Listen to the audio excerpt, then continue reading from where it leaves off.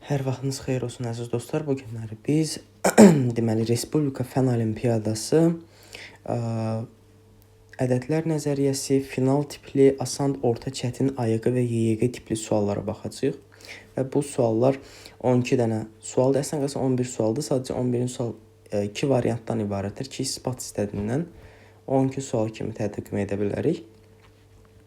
Və bizdə 4 dənə asan, 4 dənə orta, 4 dənə isə çətin tipli problemlər vardı. Gəlin vaxt itirmədən onların izahını verək. Birinci suala baxırıq. Birinci sual çox sadə bir problemdir. Yəni finala görə çox sadə bir problemdir. Yəni bunu hər kəs görür ki, yəni adicə finaldan biraz başı çıxan adam, ədədlər nəzəriyyəsindən məlumatı olan insan, bərabərsizliklərdən məlumatı olan deyir ki, ilk növbədə mən nəyə baxmalıyam? Mən baxmalıyam Cauchy-Schwarz bərabərsizliyinə.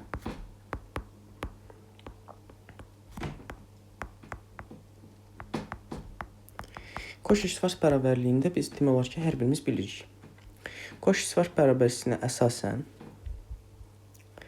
bilirik ki, A1, B1, A2, B2, ta ki bu gedəcək. A-N, B-N kvadratı kiçik bərabərdir. A1-in kvadratı, A2-nin kvadratı, ta ki gedəcək A-N-in kvadratı vurulsun B1-in kvadratı, B2-nin kvadratı, ta ki B-nin kvadratına kimi cəmdir. Bu Cauchy-Schwarz bərabərsizliyidir. İndi biz burada nəyi tətbiq eləyəcəyik? Bizim tətbiq etməli gərəkdiyimiz bir hissə x üstəgəl 4y üstəgəl z üstəgəl 5t-nin kvadratıdır ki, bu kiçik bərabərdir. X kvadrat, y kvadrat, z kvadrat, t kvadratı vurulsun 1-in kvadratı, 4-ün kvadratı, 1-in kvadratı, üstə gələk 5-in kvadratı. Bu gördüyümüz bizdə verir 25, 16, 30, 41, 42, 43. Bu bizə verir 43. Və görüldüyü kimi ifadə ifadəyə bərabər oldu. Deməli, belə çıxır ki, bu bərabərsizlik haldır.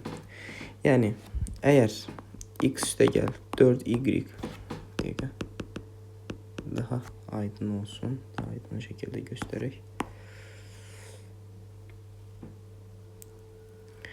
Əgər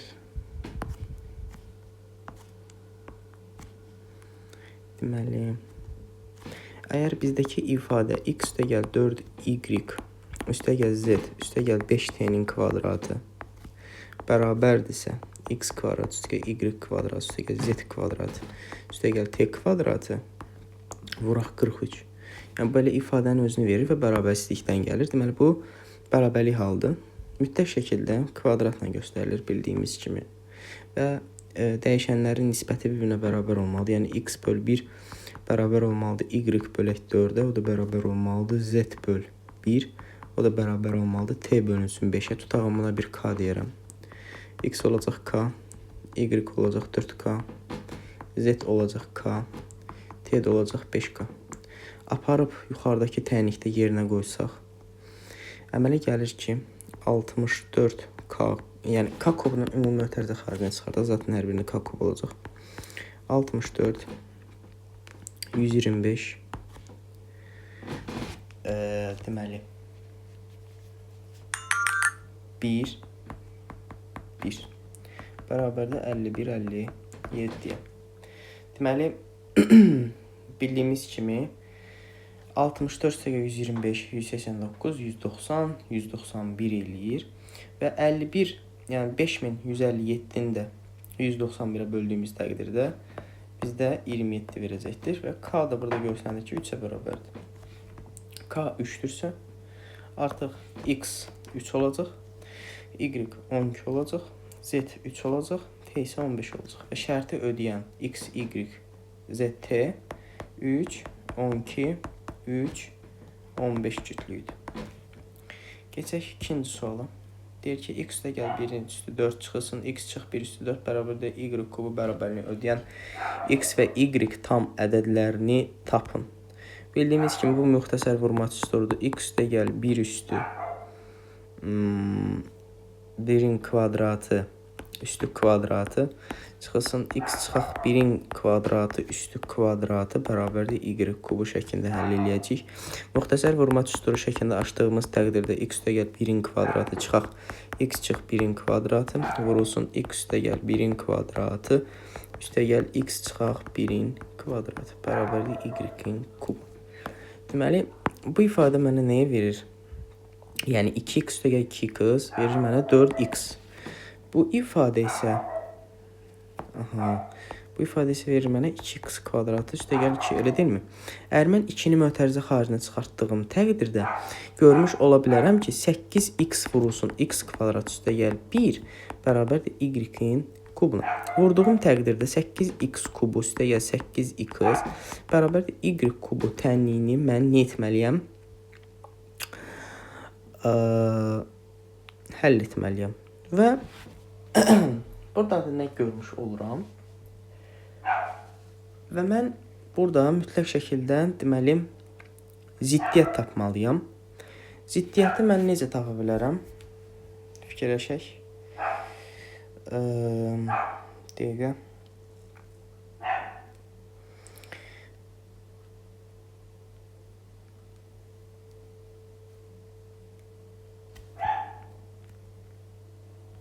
Tutağın ki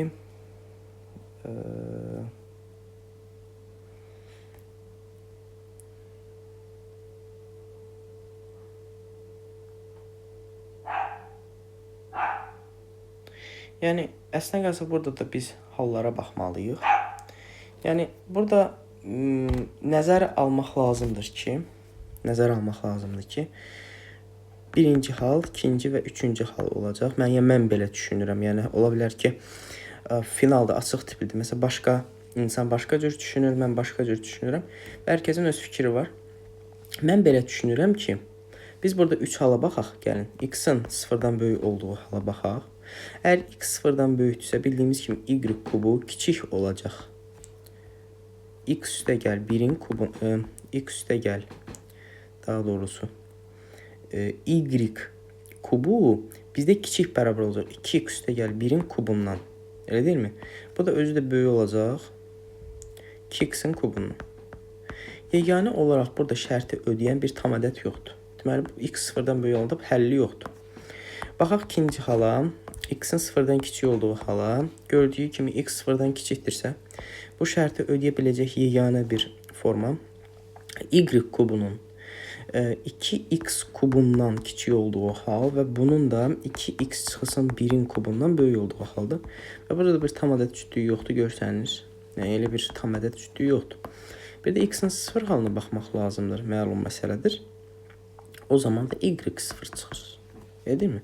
Və apap yerinə yazanda 1 üstü 4 çıx 1 üstü 4 bu şərti ödəyir. Deməli, yeganə olaraq 0-0-dır ki, bu şərti ödəyəcək və bizim də cavabımız olacaq 0-0 halı.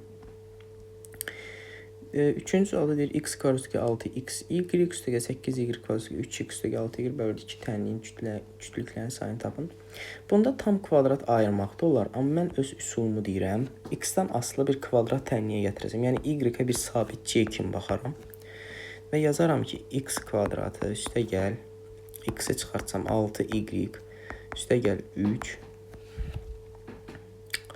üstə gəl 8y kvadrat üstə 6y çıxaq 2 bərabərdir 0.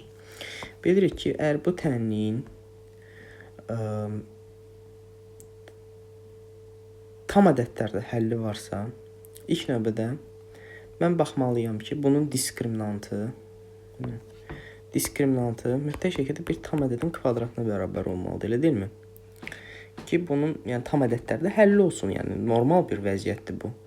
Əgər diskriminant t kvadratdırsa, d bərabərdir b-nin kvadratı, 6y üstə gəl 3-ün kvadratı, çıxılsın 4, vurulsun 8y kvadratı, üstə gəl 6y, çıxaq 2. Bu da bərabərdir. 4y kvadratı 36y-dən çıxanda 24y qalır 12y. 9-dan da 8 çıxanda qalır müsbət 1. Və bu bizdə bərabər olmalıdır nəyə? 1 t kvadratına. Görsəndiyi kimi bu tənliyi biz elə etməliyik ki, bir tam kvadrat formasına gəlsin. Və tam kvadrat formasına da gətirmək üçün biz burada mütləq şəkildə tam kvadrat ayırmalıyıq. Yəni müxtəsər vurma üsulundan bilirik ki, biz burada A üstəgəl B-nin kvadrat formasında yığmalıyıq. Və bu yığmanı da necə eləyə bilərik? Məsəl üçün, özümdən fikirləşirəm ki, görürəm ki, 4y kvadrat, məsələn, 2y-in kvadratını verə bilər. Mən elə deyilmi? Məsələn, 12y, 4y, deməli, vur 2y vur 2, 4, deməli, bu 3-ə də vurulur. Üstünə 9 gəlirəm və üstünə 12y. Və 9 1 olduğundan 8-i çıxmalıyım. Və əmələ gəlir məndəki 2y üstə gəlsin 3-ün kvadratı çıxaq t kvadratı bərabərdir 8. Yəni 2y üstə gəl 3 çıxaq t, 2y üstə gəl 3 üstə gələ t bərabərdir 8. Məlum məsələdir ki, burada da artıq siz halları yoxlamalısınız. Yəni bu cədvəl şəklində 2, 4, 4, 2, 1, 8, 8, 1, hətta -2, -4, -4, -2, -1, -8, -8, -1 hallarını mütləq şəkildə yoxlamaq lazımdır. Mən yoxlamıram, siz yoxlaya bilərsiniz. Gəlin 4-cü sualın həllini mən burada boş vərəqdə verim. 4-cü sualın həlli. 4. Mən 4-cü sualın həllində görsəndiyi kimi bizə deyir ki, isbat edin ki, sigma 1 üstə gəl sigma 2 üstə gəl ta ki sigma n kiçik bərabərdir n kvadratına. Gəlin, bu məşhur bir sualdır və hətta deyərdim ki, yəni çox da mürəkkəb sual deyil. Yəni qoyulduğu kimi asan bir problemdir. Məsəl üçün sigma 1 bizdə nəyə bərabərdir? 1-ə bərabər deyilmi? Məsələn, sigma 2 artıq bərabərdir 1 üstə gəl 2. Sigma 3 bərabərdir 1 üstə gəl 3. Deyilmi? Sigma məsəl üçün 4 bərabərdir 2, 2, 1-dir də, elə deyilmi? 1 üstə gəl 2 üstə gəl 4. Məsələn, bu eləyir 3, 4, 7. Sigma 5-də yoxlayaq. 5 1-dir. Yəni 1 üstə gəl 5 ver mənə 6. Və sonra davam edəcək ta ki sigma n-ə kimi. Sigma n də olacaq 1 üstə gəl ta ki sonuncu hədd n-ə kimi. Məsələn, bu da mənə bir d qiymət verəcək özümdən. Məsəl üçün, k qiymət verəcək özümdən verirəm. Və burada bizim diqqət yetirməyimiz gərəkən bir məqam var. Dostlar, diqqət yetirirsinizsə, 2 rəqəmi məndə neçə dəfədən bir təkrarlanır? 2 rəqəmi məndə hər 2 dəfədən bir təkrarlanır. Yəni, indi sigma 6 gələcək. Sigma 6 da təkrarlanır. 1 hər 1 dəfədən bir təkrarlanır. 3 hər 3 dəfədən bir təkrarlanacaq. Yəni, artıq sigma 6-da, yəni hətta bunu sizə göstərə də bilərəm. Məsələn, sigma 6 nədir bizdə? Sigma 6 3, 2, 1-dir, elə deyilmi? Yəni, 1 üstə gəl 3 üstə gəl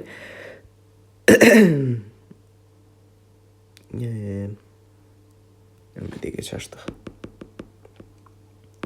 Sigma 6 bizdə 3 vuraq getdə, yəni 1 üstə gəl 3 vurulsun 1 üstə gəl 2 4 vur 3, bu da eləyir 12.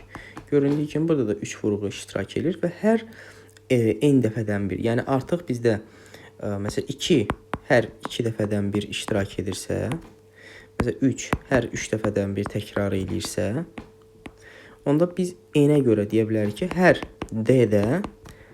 d dəfədən bir təkrarlanacaq. Elə deyilmi?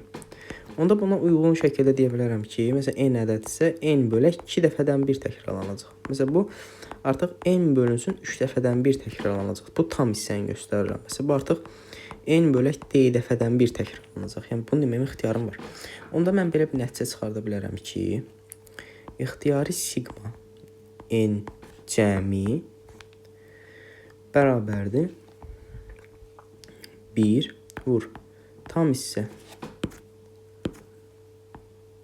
n bölü 1 üstə gəl 2 vur tam hissə n bölü 2 üstə gəl ta ki tam hissə n vur n böl n. Elə deyilmi? Onda dostlar, mən belə bir nəticə deyə bilərəmmi ki, ixtiyari ədəd böyük bərabər olmalıdır onun tam hissəsindən, elə deyilmi? Bu bir qaydadır da. Və aparıb yerində qoysam, özümdən qoyuram ki, n böl 1-in tam hissəsi kiçik bərabərdir n-dən. Düzdür də? Məsəl üçün, 1 vurulsun. Tutamızda 2 vurulsun. N böl 2-nin tam hissəsi kiçik bərabərdir n-dən. Elə deyilmi? Məsələn, 3 vur. N böl 3-ün tam hissəsi kiçik bərabərdir n. Bunu ta ki mən təkrarlayacağam. N vurulsun. N böl n-in də tam hissəsi kiçik bərabərdir n. Bunu tam şəkildə mən toplasam, görmüş olaram ki, bu n dəfə təkrarlanmış olur. Elə deyilmi? Deməli, n vur n verir mənə n kvadradı. Həqiqətən də isbat edildi. Həqiqətən də bu ifadə n kvadratından kiçik bərabərmiş. Yəni, mən isbat etmiş oldum ki, sigma n kiçik bərabər imiş n kvadratına. Bunu mən isbat etmiş oldum. Keçək digər sualı, vaxt itirməyək. Deyir ki, PQ prime number, yəni sadə ədədlərdir. Deyir ki, bərabərlə ödəyən PQ cütlüklərini hesablayın. Biz bilirik ki, 5 üstü P çıx 2 üstü P 5 çıx 2-yə tam şəkildə bölünür. Yəni, bu 3-ə tam şəkildə bölünür. Eyni zamanda sağ tərəfdə 3-ə tam şəkildə bölünür, elə deyilmi? Deməli, ifadə özü 9-a tam şəkildə bölünməlidir. Əgər bu ifadə 9-a tam şəkildə bölünürsə, sağ və solu mod 9-a nəzərən müqayisə eləyək. Yəni, PQ denk olmalıdır 9, o da denk olmalıdır 0 mod 9. Fikir verirsinizsə, 2 sadə ədədin hasili 9-a nə zaman tam şəkildə bölünər?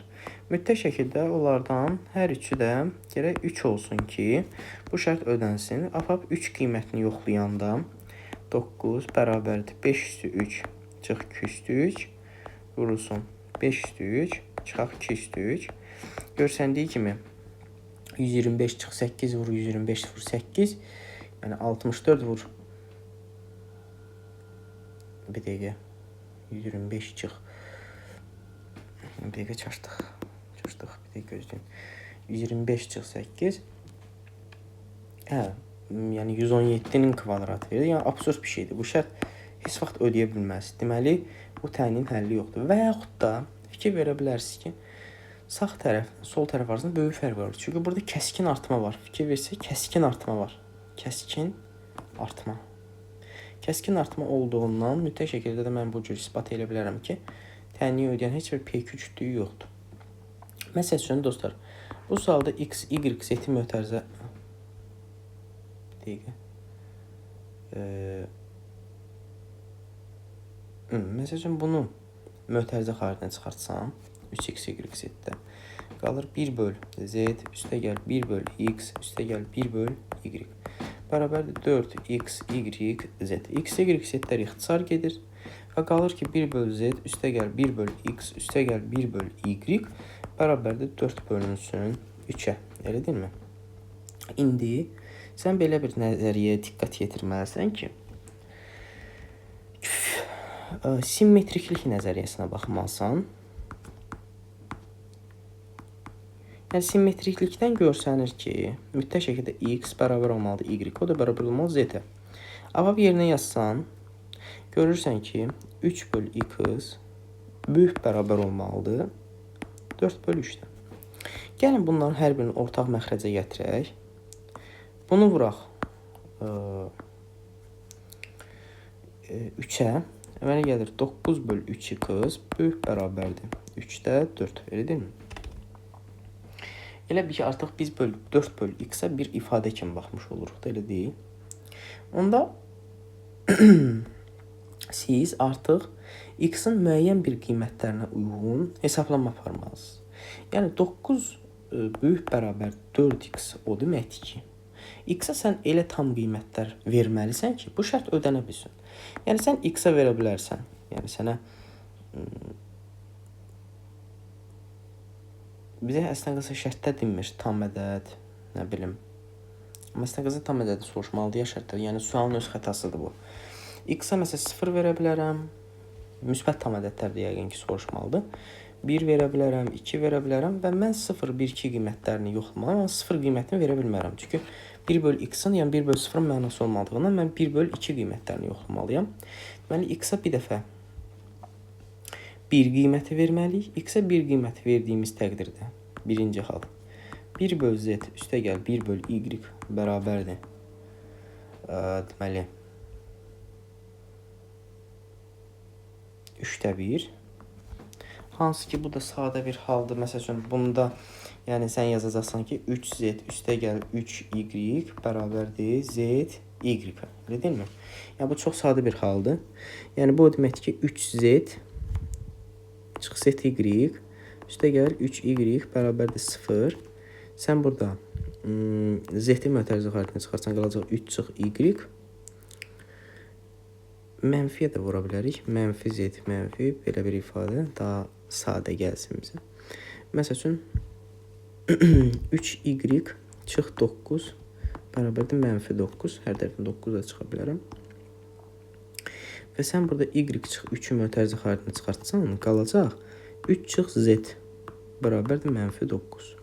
Hətta hər tərəfi mənfiyə də vura bilərsən, biraz işin rahatlaşsın. Y çıx 3, z çıx 3 bərabərdir 9. Yəni, bu da hallardır. 3, 3, 1, 9, 9, 1, mənfi 3, mənfi 3, mənfi 1.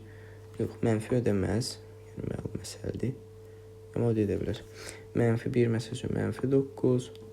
Bu halları yoxlayacaqsınız. Yəni, özünüz yoxlaya bilərsiniz.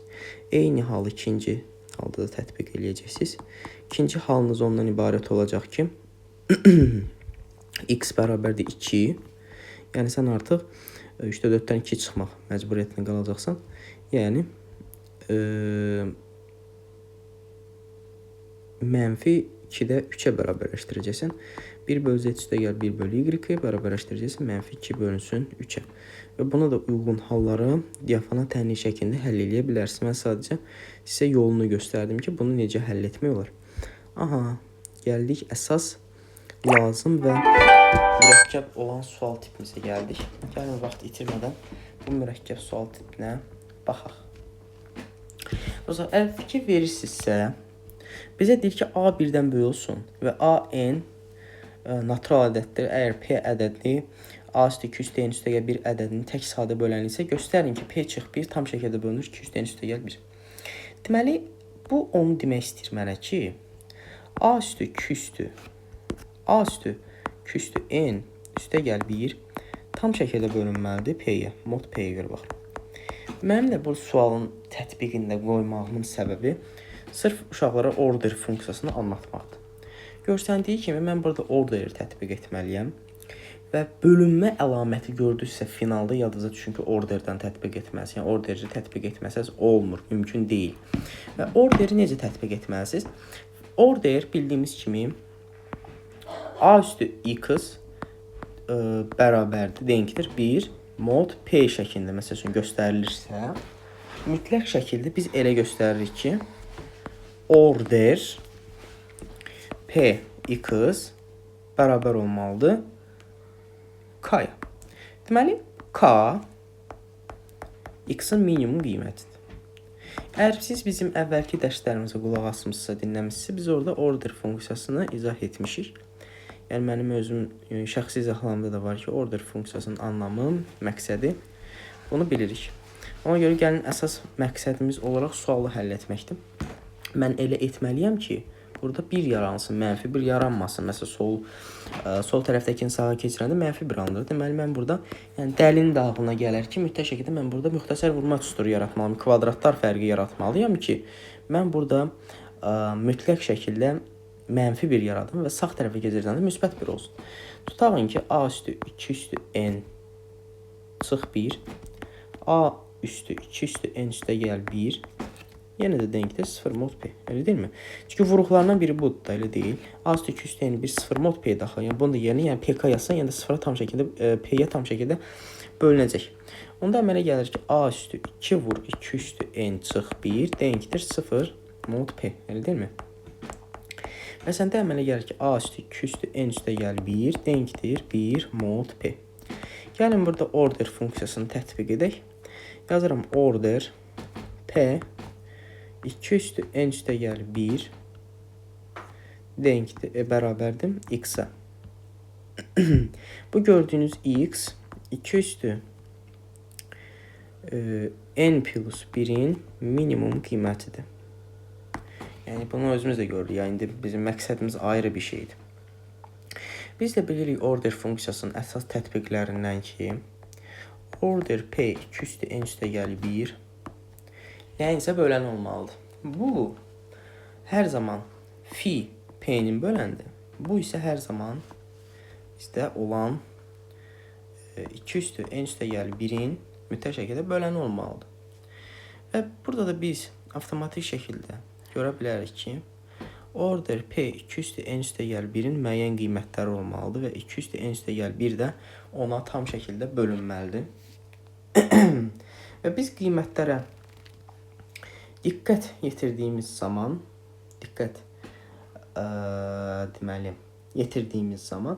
mütləq şəkildə belə deyək,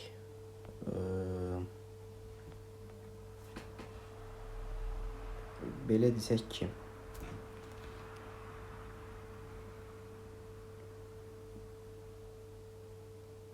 yəni bizdə alına biləcək order p 2 üstü n üstə gəl 1-ə bir x qiyməti demişəmsə, yəni bu x phi p-nin böləni olmalıdır.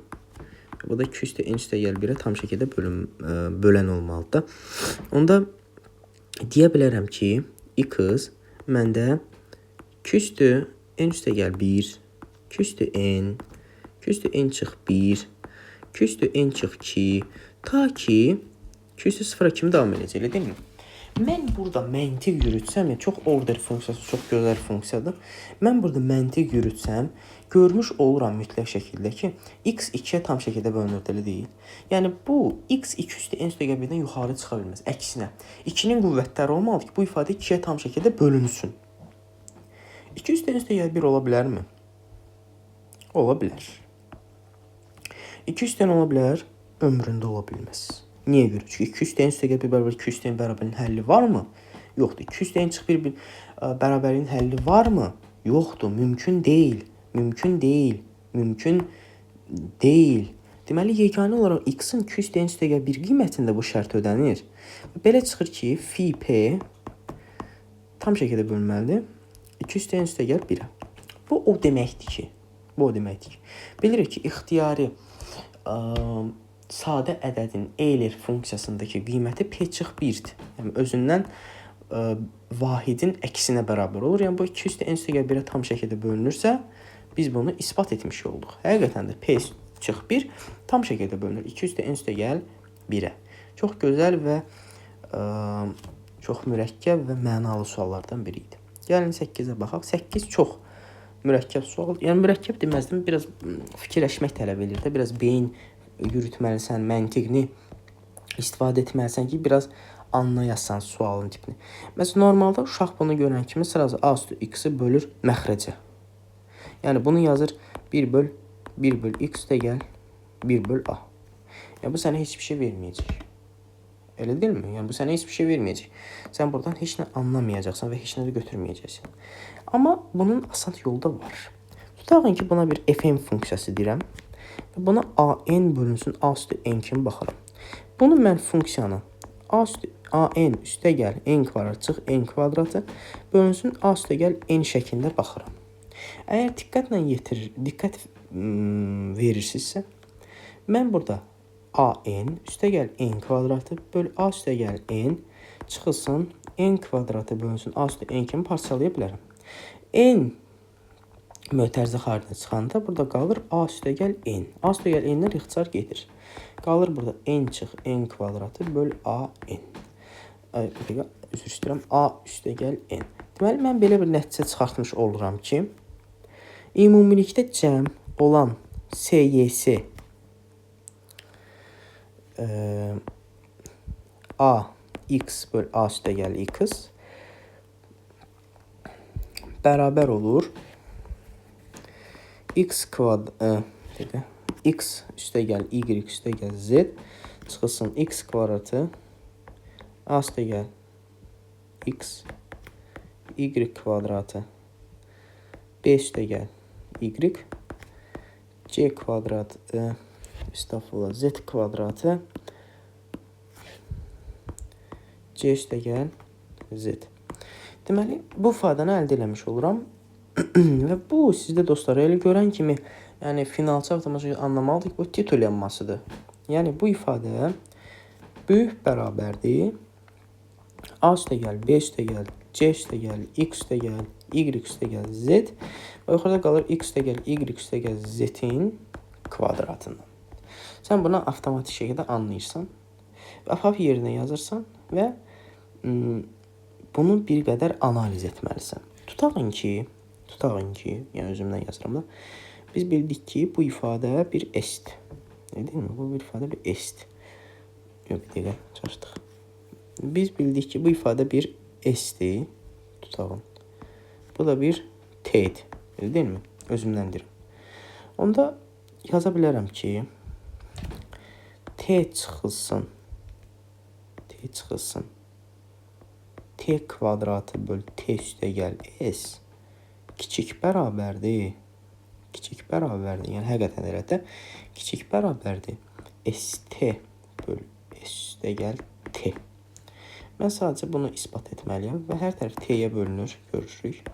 1 çıx t böl t üstəgəl s kiçik bərabərdir s böl t üstəgəl s.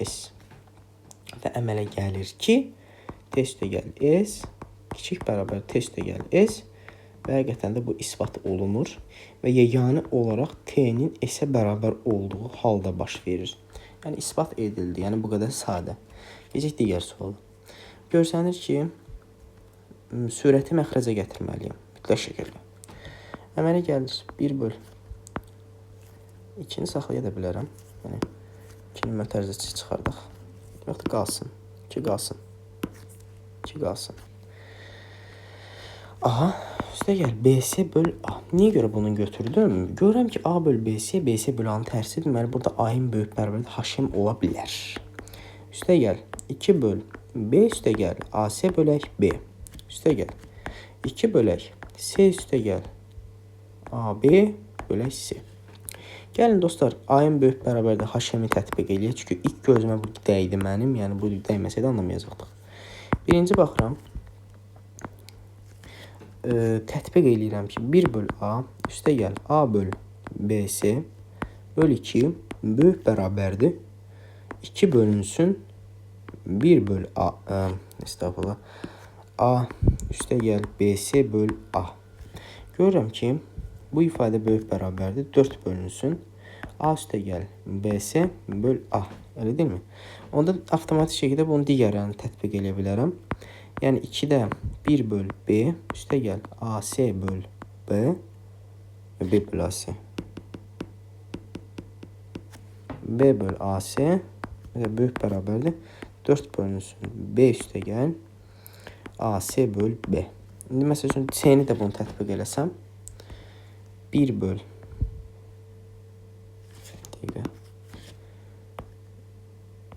1 böl C üstəgəl C böl AB böl 2 böyük bərabərdir.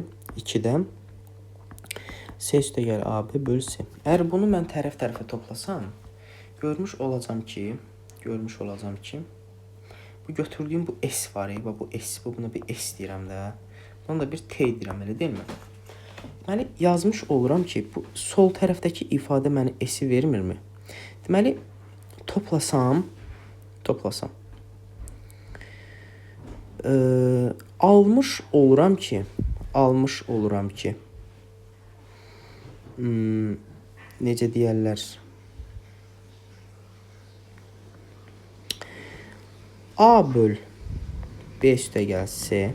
Mən bunu tək tətbiq eləyirəm amma, yəni biləsiz də deyirəm. Tək, bəli. Tək tətbiq eləmiş oluram.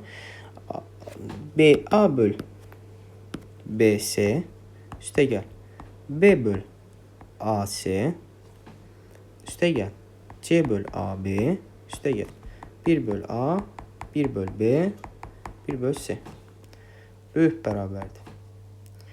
4-ün mötərizə xaricini çıxardacağım və qalır bizdə, baxın, eynən bu ifadə qalır. Yəni, eynən, baxın, bu ifadə qalır, elə deyilmi? Yəni, burada S qalır bizdə. S böl 2 qalır, elə deyilmi? Və 2-lər ixtisar gedir. Böyük bərabərdə 2S ifadəsini almış oluram.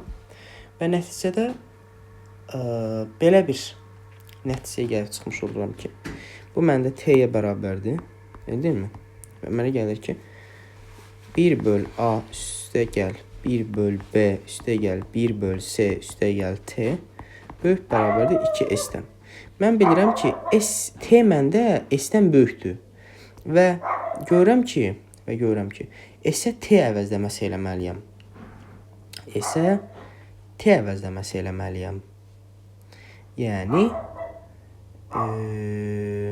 bildiyim kimi S kiçik bərabərdir T-dən və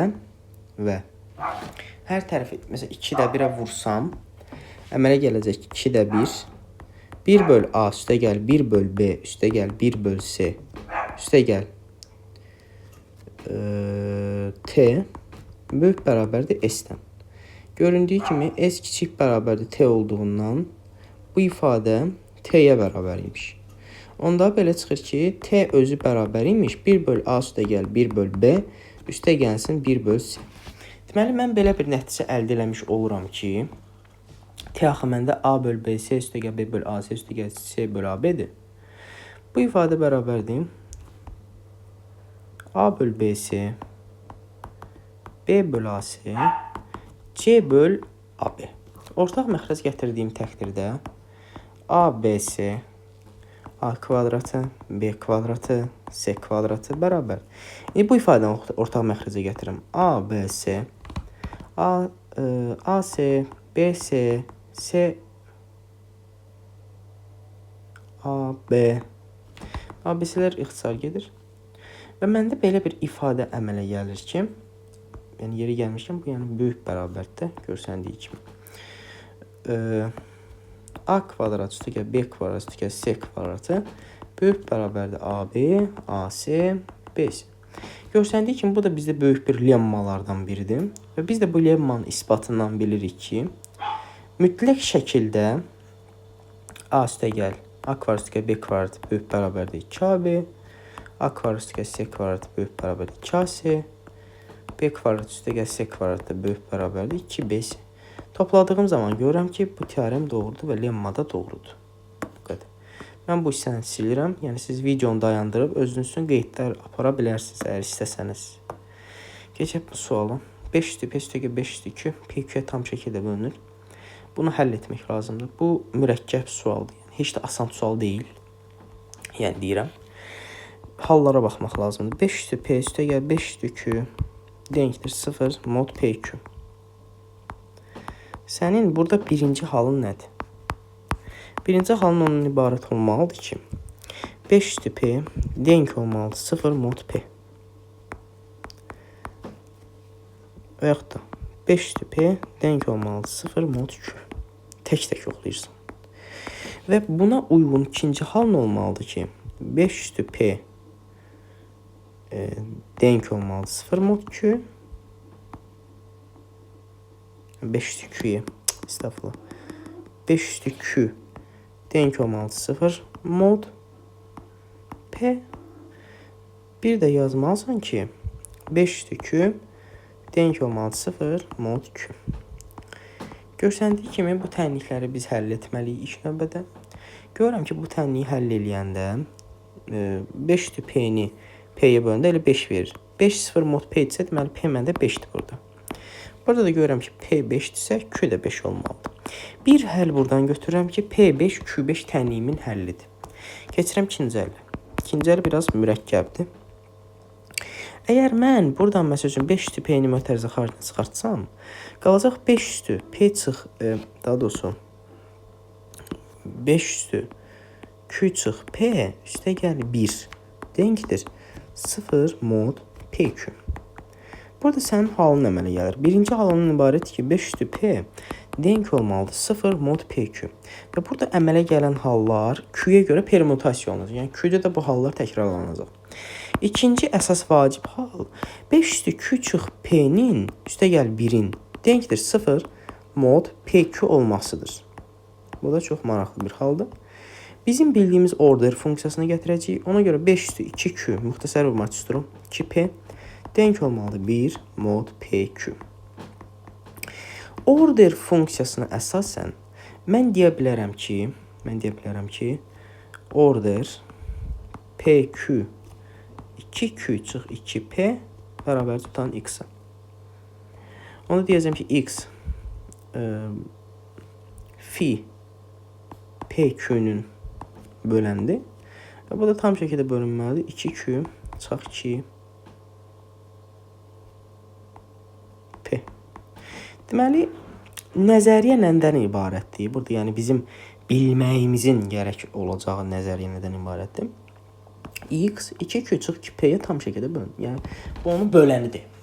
Yəni, 2q çıx 2p tam şəkildə bölünür x-a. Onda, dostlar, x məndə neçə qiymət ala bilər? Ya 1 qiymət alacaq, ya 2 qiymət alacaq, ya q çıx p qiymət alacaq, ya da 2q çıx 2p qiymət alacaq. 1 ilə 2 qiymət, 1 qiyməti absurddur. Çünki q çıx p 2 də 1, yəni sadə də taçandan kəsir qiymət ala bilər ki, bu absurddur. Q çıx p də absurddur, mümkün deyil. Yəni 2q çıx 2p, bir də 2 qiyməti qalır.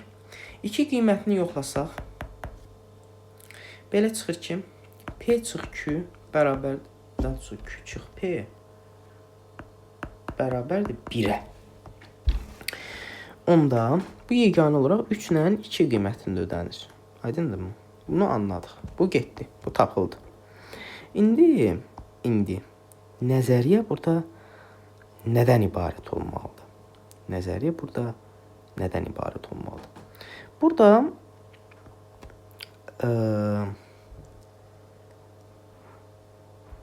əsas hal ondan ibarətdir ki, fi pq hasil funksiyası olduğundan bunu fi p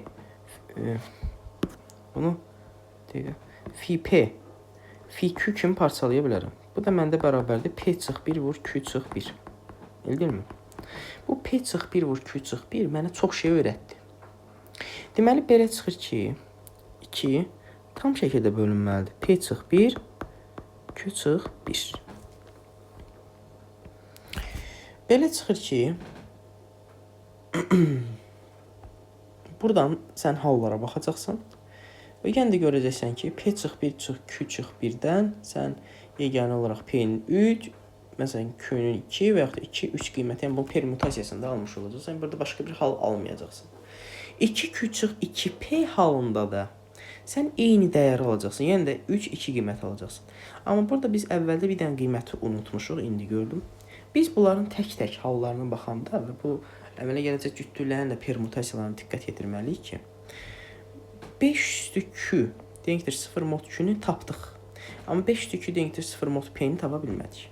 Tutaqın ki, bunun da yeganə həlləri görsənir ki, q 2-dir, p 5-dir.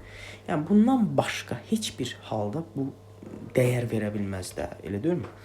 Yəni, p 5 olmalıdır və p-nin də 5 olduğunu dəqiq bilirik. Lakin q burada 2 qiymət almalıdır ki, tənliyin həlli olsun. Yəni, 2, 5 buradan həldir. Plus burada 5, 5 də bir həldir. Plus aşağıda tapdıq 3, 2, bir həldir. Və eyni zamanda bunların permutasiyalar. Bu qədər. İndi keçək aşağıdakı suala. Aşağıdakı sualda bizə deyir ki, x, y, z natural ədəddir. 2x kvadrat 3y kub bərabər 4, z üstü 4 olarsa, ispat edin ki, x 6-ya tam şəkildə bölünür, y 6-ya tam bölünür, z 6-ya tam şəkildə bölünür. Gəlin, dostlar, əvvəlcə hər tərəfi mod 2-yə nəzərən müqayisə eləyək. Hər tərəfi mod 2-yə nəzərən müqayisə eləsək, görürəm ki, y məndə nə imiş? Cüt imiş, elə deyilmi? Çünki bu sıfırsa, bu da sıfırsa, demək y cüt olmalıdır ki, tənliyin həlli olsun da, elə deyil, əgər həlli varsa. Y cütdür. Əgər y cütdürsə, y-in yerinə mən 2y1 verə bilərəm. Apap yerinə yazsam, 2x kvadrat üstə gəl, 8 vur 3, 24, y1 kubu bərabər 4, z üstü 4. Hər tərəfi 2-yə bölsəm, x kvadrat üstə gəl, 12, y1-in kubu bərabərdə 2, z üstü 4 almış oluram. Nəticədə gərək x cüt olmalı. Yəni, x də məndə 2x bərabər olmalıdır. Aparıb yerinə yazdığım təqdirdə əmələ gəlir ki, 4x1-in kvadrat üstə gəl, 12, y1-in kubu bərabərdə 2 z üstü 4. Hər tərəfi 2-yə bölsəm, 2x1-in kvadrat üstə gəl, 6 y1-in kubu bərabərdə z üstü 4. Deməli, z də məndə 2z1, yəni o da cüt olmalıdır. Nəticədə burada ilk mənim əldə eləyəcəyim nəticə budur. X 2-yə tam bölünür, y 2-yə tam bölünür, z 2-yə tam bölünür. Amma 6-ya bölünmə əlaməti həm 2-yə, həm 3-ə bölünmədir. Ona görə gəlin həm də ifadəni mod 3-ə nəzərən də müqayisə eləyək. Mod 3-ə nəzərən müqayisə elədiyim təqdirdə əmələ gəlir ki, 2x kvadratı deməli 2x kvadratı denkdir. Yəni 3y kubu bildiyimiz kimi 3-ə tam şəkildə bölünür. Qalıqda bizə verəcək nə? 0. Denkdir z üstü 4 mod 3 halına baxmış olacağım. Və fərqi yoxdur, yəni 2-yə vur, 2-yə vurmaq. Bilirik ki, ixtiyari kvadratın 3-ə bölməsinə ana qalx 0, 1-dir. 0, 2 denkdir 0, 1 mod 3. Dostlar, diqqət edirsinizsə, bu hal yalnız yeganə olaraq 0-ın 0-a bərabər olduğu halda ola bilər. Yəni, bu deməkdir ki, x də 3-ə bölünür, z də 3-ə bölünür. Əgər 3 haldan ikisi ödənirsə, digəri avtomatik şəkildə ödənməlidir və nəticədə y də 3-ə tam şəkildə bölünməlidir. Onu da deyə bilərəm ki, mənim əsaslanmam var ki, həm 2-yə, həm 3-ə bölünən ədədlər mütləq şəkildə 6-ya da bölünməlidir. Və buna görə dolayısıyla yaza bilərəm ki, x 6-ya bölünür, y 6-ya bölünür və z də 6-ya bölünür və birinci halı isbat etmiş oldum. Birinci hal isbat edildi. İkincidə də ki, isbat edin tənliyi ödəyən sonsuz x, y, z cütlüyü vardır. Yəni, biz bunu da artıq sübut eləmiş olduq.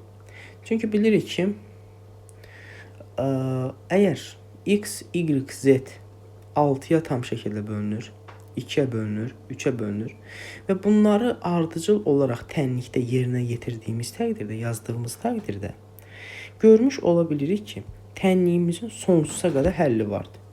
Yəni, məncə bunu o qədər dərindən ispat etməyə ehtiyac yoxdur. Yəni, mən belə düşünürəm. Çünki gördüyünüz kimi 2z1 almış oluruq. Təzədən yerinə qoysan, yenə bu sonsuza qədər davam etmiş olur. Və eyni zamanda sənin də ifadən x 2-yə bölünməlidir, 3-ə bölünməlidir. Yəni, məlum məsələdir ki, burada sonsuza qədər cütlük vardır ki, bu şərti ödəyə bilsin. Bu qədər. Məncə izah etdiyim videolar sizə maraqlı gəldi, sizə kömək oldu və ümidvaram ki, kanala abunə olarsınız və gələcək videolarda da mənim videolarımı dəstəkləyərsiniz. Hələlik.